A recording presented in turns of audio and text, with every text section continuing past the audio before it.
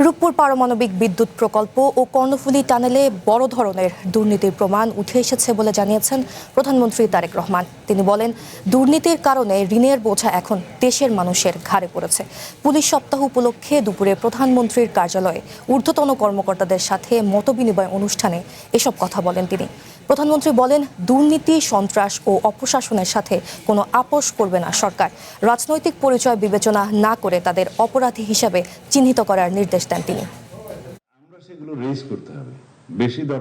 Police সপ্তাহ উপলক্ষে প্রধানমন্ত্রীর কার্যালয়ে শাপলা হলে পুলিশের ঊর্ধ্বতন কর্মকর্তাদের সাথে মতবিনিময় করেন প্রধানমন্ত্রী তারেক রহমান।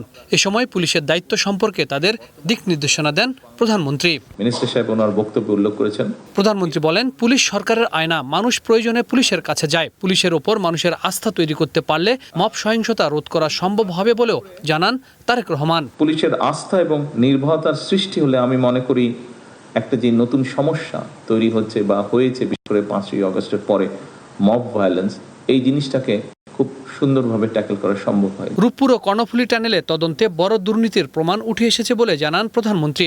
বলেন, দুর্নীতি, সন্ত্রাস আর অপশাসনের বিরুদ্ধে সরকার কোনো আপোষ করতে চায় না। যারা সন্ত্রাস আর দুর্নীতি করবে তাদের অপরাধী হিসেবে চিহ্নিত করতে পুলিশ কর্মকর্তাদের নির্দেশ দেন প্রধানমন্ত্রী। সরকার দুর্নীতি, সন্ত্রাস এবং দুঃশাসনের বিরুদ্ধে আমরা আপোষ করতে চাই না, কম্প্রোমাইজ করতে চাই না। আমি পরিষ্কারভাবে আপনাদের সামনে আজকের এই অনুষ্ঠানে বলতে চাই যে দুর্নীতি, সন্ত্রাস নিয়নে ব্যক্তির রাজনৈতিক পরিচয় নয়। যে বা যারা অপরাধে লিপ্ত হবে তাকে আপনারা অপরাধী হিসেবেই বিবেচনা করুন। রূপপুরে স্বাভাবিকভাবে যে প্রজেক্ট হচ্ছে সেখানে ফুল ফার্নিশ কোয়ার্টার তৈরি করা হয়েছে বিদেশি যারা আসবে তাদের জন্য।